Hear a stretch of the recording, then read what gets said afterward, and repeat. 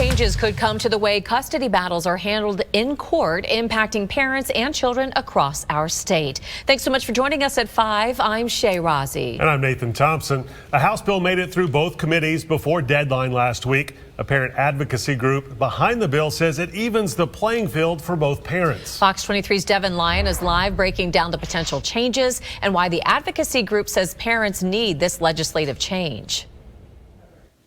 That's right, guys. They say those behind this bill say too often a custody case can be an uphill battle for just one parent. They say there's too many gray areas in state law that have led to a very inconsistent family court system in this state. House Bill 1082 is seeking changes to how child custody is determined. It's backed by local legislators and a Tulsa parenting advocacy group. The bill is authored by State Senator Dana Prieto and Representative Mark Tedford, both of Tulsa County. And unfortunately, the legal system is used many times is weaponized against one of the other parents to, inflict pain on the parent, and the child's caught in the middle. Senator Prieto was in caucus at the state capitol, but told me to track down Marquess with Birthright Living Legacy, a Tulsa nonprofit. Prieto said, quote, he's the genius behind this bill. It's going to help give equal access to both parents.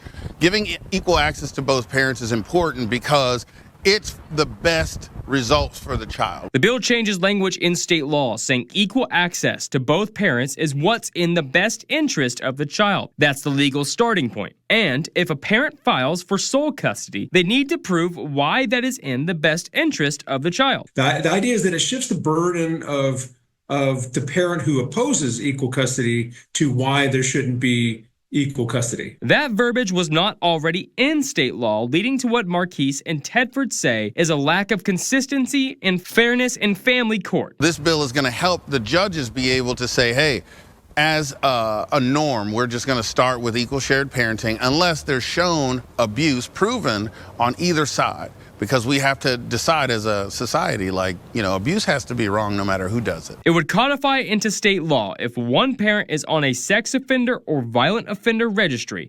It will be in the child's best interest to live with the other parent. They also cannot file for full custody. If someone is on any sexual offender registry, then they do not enjoy this rebuttable presumption. However, Tedford and Dennis agree it's not a one-bill-fix-all, and the legislature needs to continue to work to fix the lack of consistency. They say more needs to be done to promote both parents being involved in a child's life. Right now, when you look at family court, it is so it is so anchored towards one parent, and it causes such a rift. It causes such a rift because a child now has to deal with all the anguish, the turmoil, the hate, the resentment, all that stuff that builds up because of, ripping a child out and saying, hey, you can only be a parent if you pay for it. Or, hey, you can only be a parent if I decide you parent the way that I parent, but not taking into account what fathers bring, what mothers bring to parenting.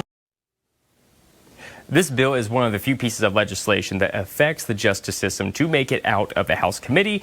We're putting the full thing for you on this story on fox23.com so you can read it for yourself. Live in the newsroom, covering news that matters. Devin Lyon, Fox 23 News. Similar laws have been used in states like Kentucky and Florida. If this bill does get passed, it would not change anything in the court system until November.